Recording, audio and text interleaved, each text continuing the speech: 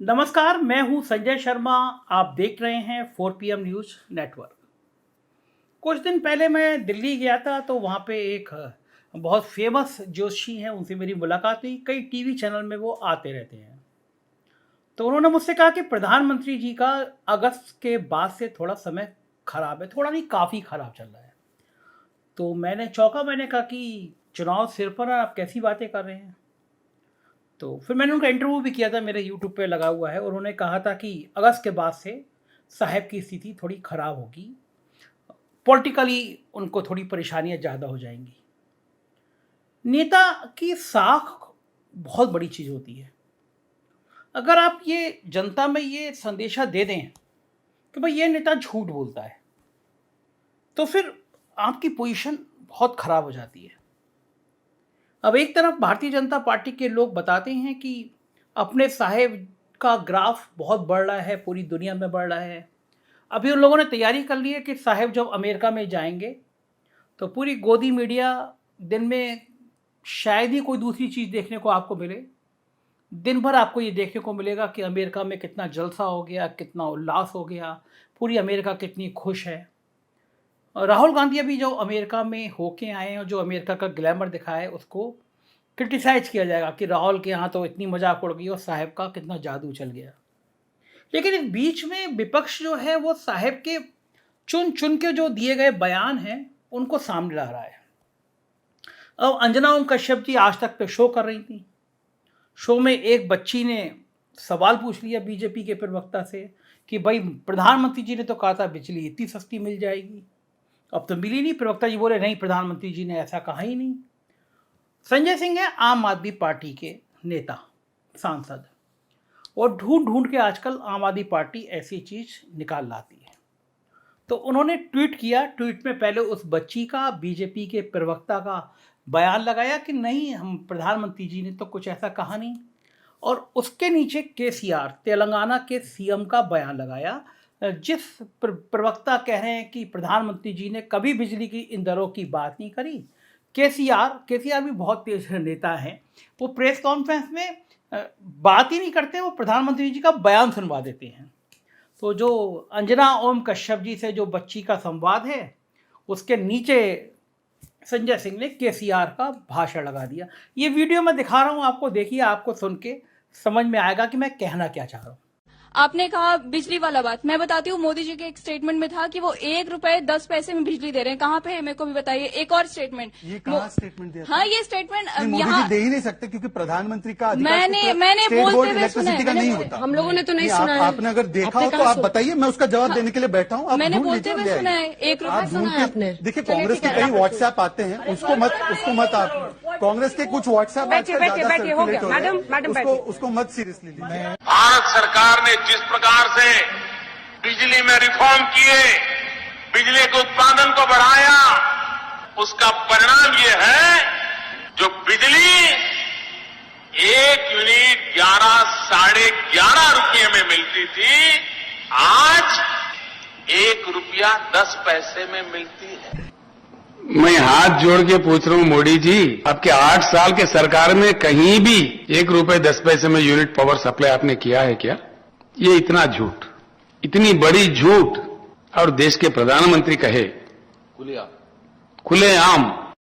प्रश्न पूछिए, प्रश्न है आपके पास तो जल्दी। दरअसल देश में होने वाले लोकसभा चुनाव में लगभग मोटा मोटा 9-10 महीने का समय बचा है।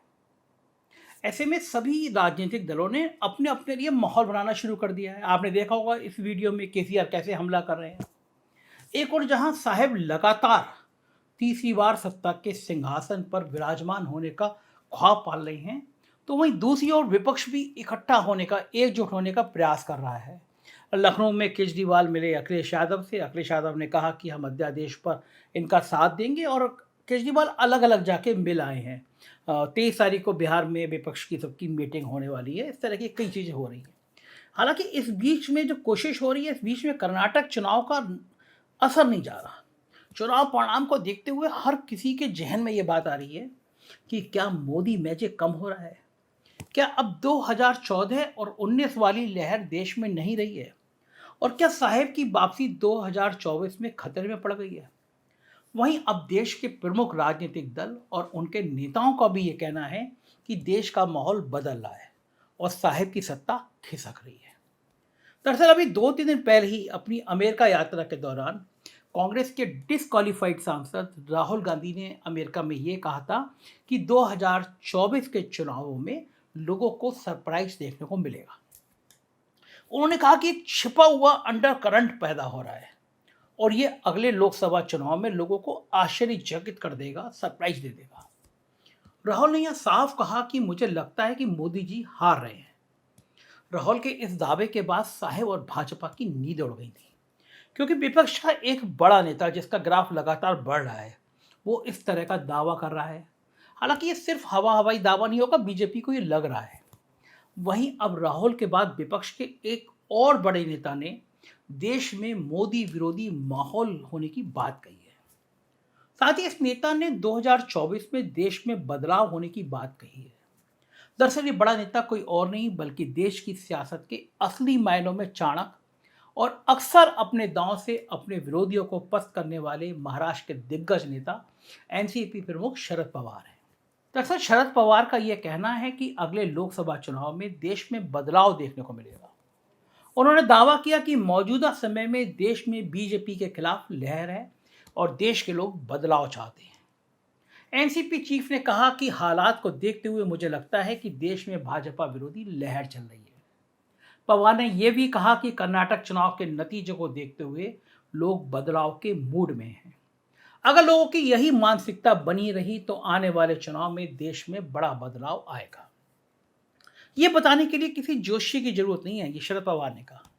यानी राहुल गांधी के बाद अब एक और बड़े नेता का देश में मोदी विरोधी लहर चलने और 2024 में बदलाव करने की बात से इनकार करने का मतलब है कि देश का सियासी माहौल वाकई में बदल रहा है और अब इसकी खबर राजनीतिक दलों को भी होने लगी है।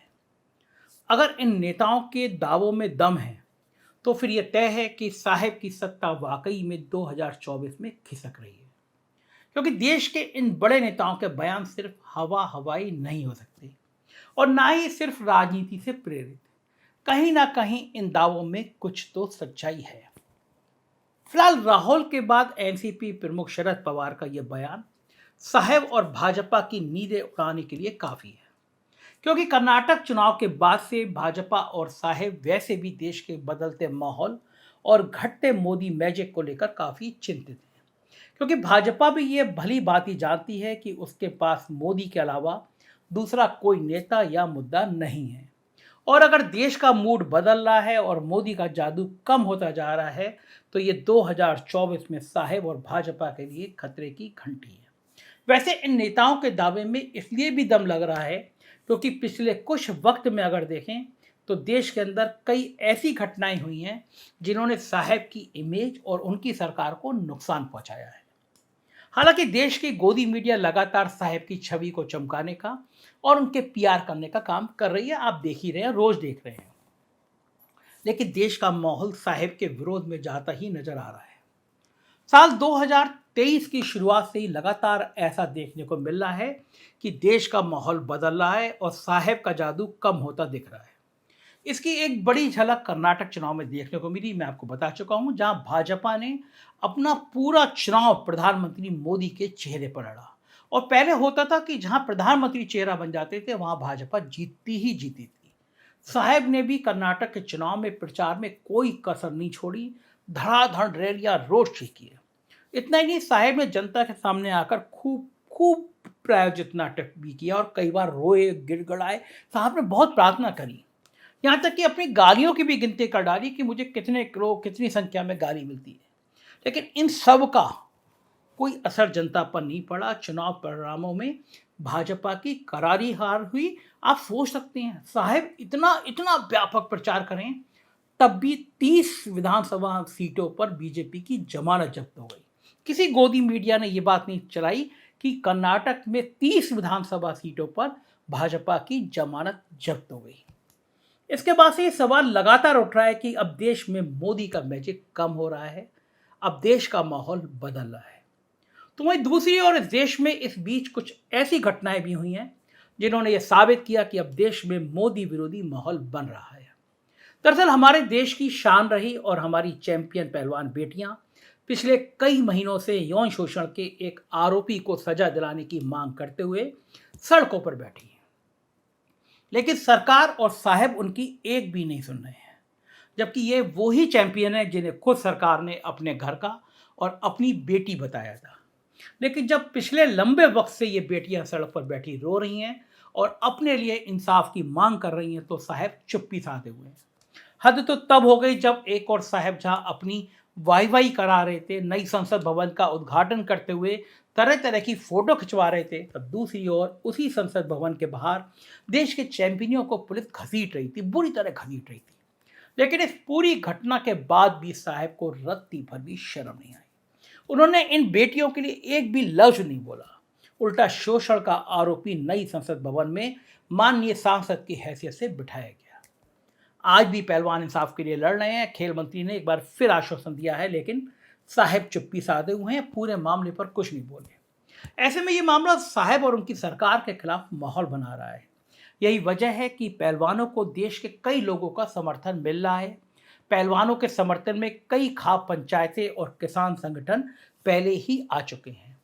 वही हाल ही में ओडिशा के बालासोर में हुआ देश का सबसे बड़ा रेल हादसा, जहां 3 ट्रेनें आपस में टकरा गईं और सैकड़ों लोगों की जान चली गई, लेकिन साहब ने वहां जाकर सिर्फ पीआर किया और कुछ फोटो खिंचवाए। इतने बड़े हादसे के बावजूद रेल मंत्री अभी भी अपनी कुर्सी पर बरकरार हैं और गुजरती हुई ट्रेनों को हाथ हिलाकर और नारे लगवाते हुए फोटो और वीडियो पूरी दुनिया ने देखे। क्या साहब के लिए लोगों की जान की कोई कीमत नहीं? इसके अलावा मणिपुर जल रहा है। एक राज्य है पूरी तरह से हिंसा में है। मणिपुर में जारी हिंसा को रोकने के लिए सरकार पूरी तरह से फेल हो रही है। गोदी मीडिया के चैनलों से खबर गायब है। लंबे समय से मणिपुर पूरा हिंसा की आग में धधक रहा है। वहीं हाल ही में हरियाणा में किसानों पर पुलिस ने लाठियां बरसाई हैं। ऐसे में ये कुछ घटनाएं देश के सियासी माहौल को बदल सकती हैं। तो वहीं राजनीतिक दृष्टि से देखें तो साहब और उनकी सरकार ने नैतिकता को तार पर टांग दिया है। देश में मीडिया और सरकारी एजेंसियां सिर्फ सरकार के हाथों की कठपुतली बनकर रह गए हैं। एक मजबूत लोकतंत्र के लिए स्वतंत्र और मजबूत प्रेस होना जरूरी होता है, लेकिन भारत में पिछले 8-9 सालों में मीडिया की क्या हालत है, इससे हर कोई अच्छे से वाकिफ है। वहीं विपक्षी दलों के साथ सरकार का जो सब बदला वाला रवैया रहा है, उसे भी लोगों ने देखा है किस तरह बदला ले रही है सरकार। कैसे विपक्षी नेताओं को बोलने नहीं दिया जा रहा, उनकी सदस्यता ली जा रही है। ये सभी ऐसी घटनाएं हैं जिन्होंने कहीं ना कहीं देश में साहब की छवि को धूमिल किया और उनके खिलाफ माहौल तैयार किया है। अब देश में साहब के नाम की वो लहर या मोदी मैजिक नहीं रहा जो 2024 में उन्हें सत्ता के सिंहासन पर बिठा सके। तभी देश के ये बड़े नेता अब सरेआम देश में बदलते माहौल और भाजपा विरोधी लहर की बात कर रहे हैं और 2024 में साहब की सत्ता जाने का दावा कर रहे हैं। भाजपा के अंदर भी अब इस बात का एहसास लोगों को होने लगा है कि 2024 की डगर बहुत कठिन है। साहब की विदाई अब लगभग तय है। इसलिए महाराष्ट्र समेत कई राज्य ऐसे हैं जहां पर भाजपा में अब बगावत के सरोटे शुरू हो गए हैं। महाराष्ट्र में एक और जहां कैबिनेट विस्तार को लेकर भाजपा और शिंदे गुट में उठापटक मची हुई है, क्योंकि मंत्री बनने वाले दावेदार ज़्यादा हैं, सीटें कम। यही वजह है कि दोनों मंत्रिमंडल विस्तार के बाद होने वाली कलह से बचना चाह रहे हैं। तो वहीं दूसरी ओर राज्य में भाजपा के दिग्गज नेता, दिवंगत नेता गोपीनाथ मुंडे की बेटियों ने पार्टी से बगावत और नाराजगी भरे तेवर दिखाने शुरू कर दिए हैं। ऐसे में महाराष्ट्र में भाजपा की हालत काफ़ी खराब होती जा रही है। यूपी के बाद सबसे ज़्यादा सीटें महाराष्ट्र से आती हैं। वैसे सिर्फ महाराष्ट्र ही नहीं, बल्कि मध्य प्रदेश, राजस्थान और हरियाणा में भी पार्टी के अंदर बगावत और आंतरिक कलह की खबरें सामने आ रही हैं। ये सभी वो राज्य हैं जहां या तो इसी साल चुनाव होने हैं या फिर अगले साल लोकसभा चुनाव के साथ या उसके आसपास। ऐसे में इन राज्यों में पार्टी के अंदर मची हलचल साहब के दिलों की धड़कनें बढ़ा रही है। मध्य प्रदेश में तो भाजपा 3 खेमों में बटी नजर आ रही है, जिसमें एक शिवराज की भाजपा है, दूसरी महाराज की भाजपा है और तीसरी नाराज भाजपा है। ऐसे में अब इन लोगों के तीनों के साथ पार्टी कैसे सामंजस्य बिठाती है, देखने वाली बात होगी। वहीं राजस्थान में भी भाजपा में आंतरिक कलह मची है, हालांकि यहाँ कांग्रेस में भी मची है। एक और पूर्व मुख्यमंत्री वसुंधरा राजे हैं, तो दूसरी ओर पार्टी के अन्य सीनियर लीडर हैं जो खुद मुख्यमंत्री बनने के सपने देख रहे हैं। हालांकि यहाँ सचिन पायलट और गहलोत में भी लड़ाई चल रही है। तो वहीं हरियाणा में सत्ताधारी भाजपा और उसकी सहयोगी जननायक जनता पार्टी के बीच विवाद सतह पर आ चुका है। दोनों दलों की ओर से एक दूसरे के खिलाफ बयानबाजी तेज हो गई है। ऐसे में अलग अलग राज्यों में भी पार्टी के अंदर मची बगावत साहेब और भाजपा का वीपी और बढ़ा रहे हैं, जो 2024 में साहेब के सत्ता के सपने को और भी अधिक धुंधला कर सकते हैं। ऐसे कहीं ना कहीं देश के बदलते माहौल में हर और नजर आ रहा है और इसमें कम होते मोदी मैजिक से साहेब और भाजपा भी वाकिफ है। तभी एक और जहां मीडिया साहेब की छवि को मजबूत बनाने में और तेजी से जुट गया है, वहीं दूसरी ओर साहेब भी संगठन और कैबिनेट में फेरबदल कर राज्यों को साधने में लग गए हैं। चुनावी राज्यों को साधने के लिए मध्य प्रदेश, गुजरात, तेलंगाना और महाराष्ट्र के प्रदेश अध्यक्ष बदले जा सकते हैं या नए चेहरों को जगह मिल सकती है। इसके अलावा नड्डा की टीम में भी कुछ नए लोगों को शामिल करने की चर्चा है। साथ ही महाराष्ट्र, गुजरात, राजस्थान, छत्तीसगढ़ से भी कुछ लोगों को मोदी कैबिनेट में मंत्री बनाया जा सकता है। वहीं लगातार मामले को बढ़ता देख अब सरकार डैमेज कंट्रोल करने के लिए पहलवानों के आंदोलन की तरफ ध्यान दे रही है, मैटर को सुलझाने का प्रयास कर रही है। आज खेल मंत्री ने इसी दिशा में कदम बढ़ाया। अब साहब अपने प्रयासों में सफल हो पाएंगे, ये तो आने वाला वक्त बताएगा।